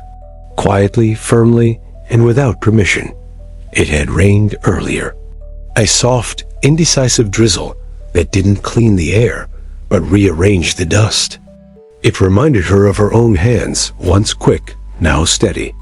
Once open, now calloused from remembering too much. The handprint hadn't dripped, not yet, but she could feel the promise of it. Her fingers still bore the scent of barley and lemon oil. It was the scent of obligation, and she didn't mind it anymore. The night was restless, not noisy restless. That was different. A kind of night where silence felt like someone watching. Outside, no footsteps, no voices. A kind of night where walls listened. Only the absence of both, drawn tight around the tavern like a woolen shawl no one had asked for, but now couldn't remove. She sat up slowly, not because she was tired, but because speed belonged to youth. She had outlived that currency. Her knees didn't protest. They had accepted the ritual. She moved toward the window, not to look, but to feel. the air smelled of iron and old leaves. Rain would return, probably by dawn, probably before she lit the morning fire. She knew what that meant. It was not hers. It had belonged to someone who once believed that writing made things permanent. The city never truly slept, but it forgot itself in layers. He hadn't paid, not with coin, at least. By this hour, the rich were dreaming, the poor were praying, and the desperate were negotiating. That was the rhythm. Then never again. Too much remembering, too much of a mirror. It had let in too many endings disguised as customers. She knew it better than any priest knew his psalms. She had whispered with more dying men than most clergy. It had belonged to her mother, or maybe the woman who raised her, or maybe the silence in between. It didn't matter. Had been trusted with lives that didn't even trust themselves. Had held more secrets than any confessor. And still, she had no title. No name that mattered outside these walls. There was a journal she kept under a loose stone near the oven. He had come through the tavern in winter, hands blue from ink, eyes sunken with knowing. But he had given her his story, and that, she supposed, was another form of tax. She had read it once. It simply watched. It sat with the dignity of someone who knew they had overstayed their welcome, but would not apologize. She wiped it clean, not out of duty, but for closure. She checked the locks, not out of fear, but out of respect. Doors had rules, just like people. Some wanted declosed. Others simply pretended. The tavern door was the second kind. It groaned at night, not from rust, but from loneliness. It had seen too many goodbyes without welcome backs. Not with the person, but with the idea of rescue, of being seen, not glanced at, of being asked, not assumed. Not anymore. It hadn't died, just gone still. Like a coin dropped into a deep well still there, but no longer reachable. She placed her palm flat against the wood and waited until the memory faded, then stepped away. There had been a song once one she hummed while cleaning. She couldn't recall the words now, just the shape of the melody. The song had held her breath steady, and that was more than most things had done. She tried to hum it now, but only a whisper came, and it did not sound like hers. A single mug remained on the counter, not washed, not empty. The cloth circled the rim slowly, like an echo closing in on itself. When it was done, she placed it on the shelf where it wouldn't be used again. That was its reward. To rest. Not yet. She passed the mirror. It didn't catch her face.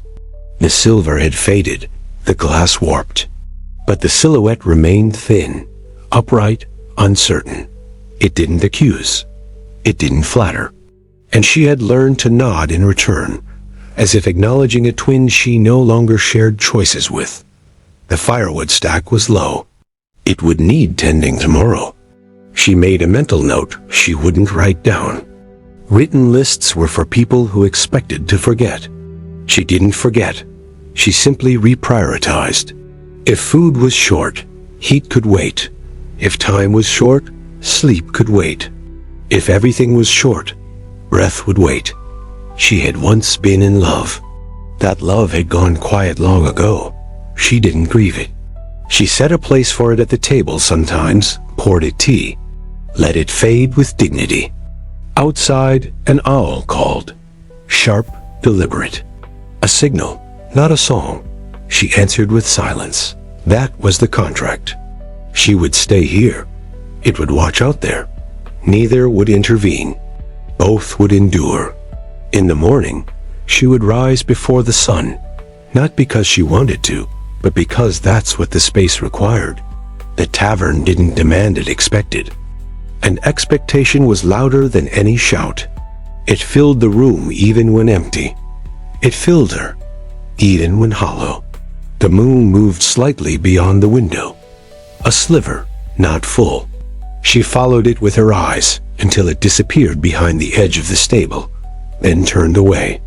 No need to watch what was never hers to begin with. She returned to the floor, folded her shawl beneath her head, and closed her eyes. Not to sleep, but to rest. Just long enough. Just until the hand on the ceiling moved again. In the final hush of the year's longest night, when frost spread like lace over the tavern, sleeted windows and every breath hung in the air, as if undecided whether to vanish or stay, she sat at the hearth, her hands open and empty. The world outside had gone quiet, not the kind of quiet that welcomes sleep, but the kind that remembers every echo and keeps them tucked between rafters and under planks. Watching. It was the fourth winter she'd seen in this place, and if the others had taken pieces of her away, like rain wearing down stone, this one merely waited. She had once believed endings made noise. A slammed door, a screen in the alley, a pot dropped in rage. It arrived like dusk, gradual, familiar, slightly beautiful if you didn't look directly at the darkness it brought. And sad eyes who had paid double for bread that was barely warm and soup that only hinted at meat. But this ending, the one she now approached not with fear but a tired curiosity, made no sound at all. And when she shook her head, he nodded like someone who understood the cost of staying. He didn't linger. Men like him never did. Earlier that day, a traveler from the north had come through. A man with fine boots. He had spoken kindly to her, asked her if she'd ever seen the sea. Sometimes it was about familiarity, and still she stayed. She had learned over the years that survival wasn't always about muscle or wit. A routine so embedded that its repetition became a kind of charm. The sweeping of floors, the folding of linens, the small repairs made with stolen thread. Not to send, but to remember that there had once been something worth leaving for. And she knew the time had come to make a different kind of vow. These things were her prayers, and they worked most days. The stairs forgave her weight.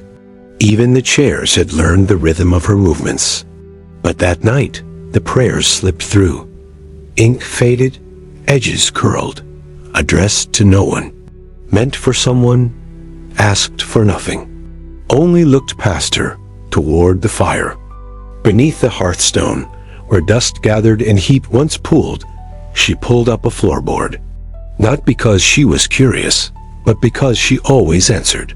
Habit, again, being its own kind of mercy.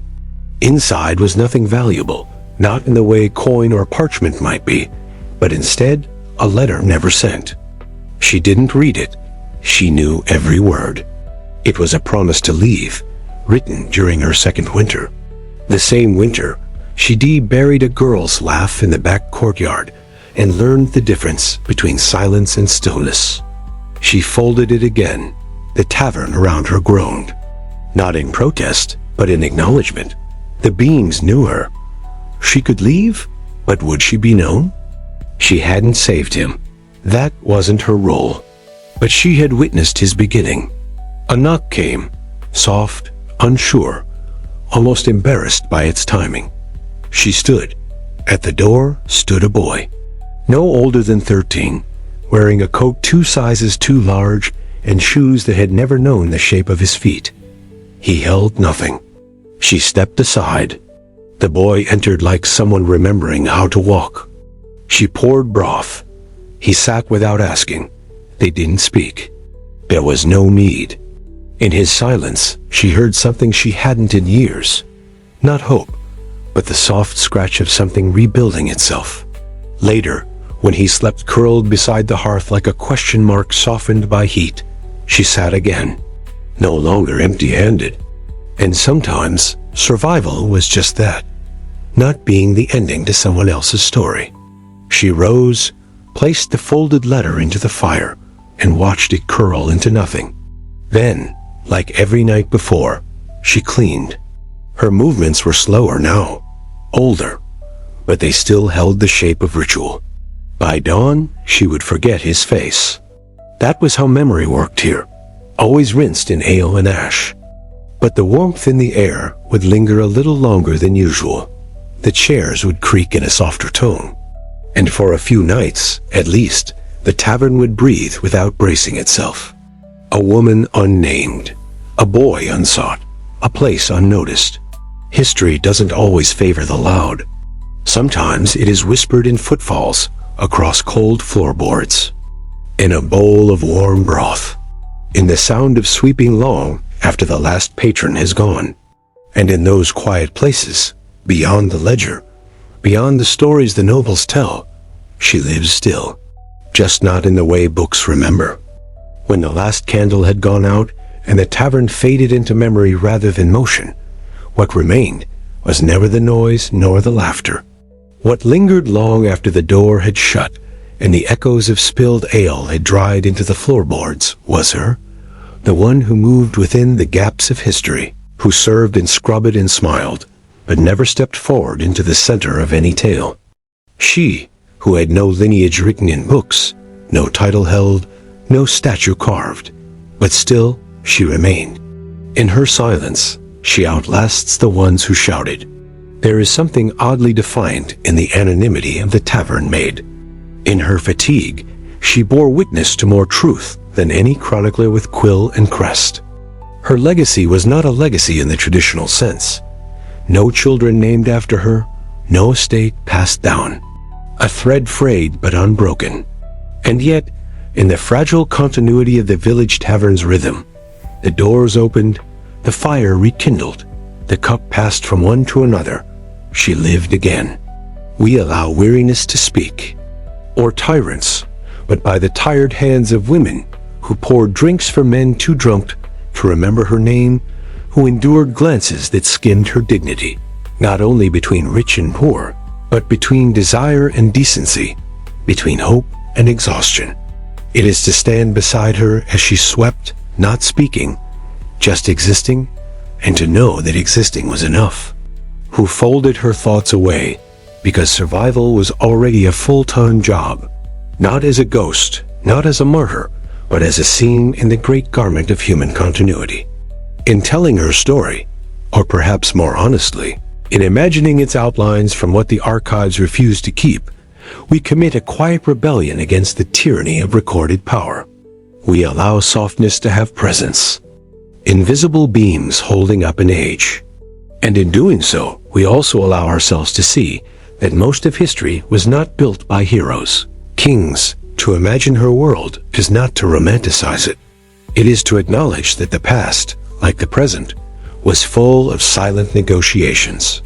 Her tavern, with its warped stools and uneven firelight, was a theater of humanity in its rawest form. Deals were made there, lives changed, secrets traded like coin. But she asked for nothing. Or if she did, she learned quickly not to ask aloud. And when, in some century far from hers, someone like us dares to write her into breath again, the only proper tribute is not dramatization, but respect. Let the world remember that even the quietest among us bore the weight of entire eras. That the ones who cleaned up after history as more visible characters were not supporting roles, they were the structure itself. So sleep now, listener, with the hum of her day still hanging in the air. The clinking of mugs, the hush of her steps, the creak of the tavern sign in the wind. She is not gone. She was never fully here. But she remains, between floorboards, beyond the ledger, and in the corners of our stories where no one thought to look. And that, perhaps, is enough.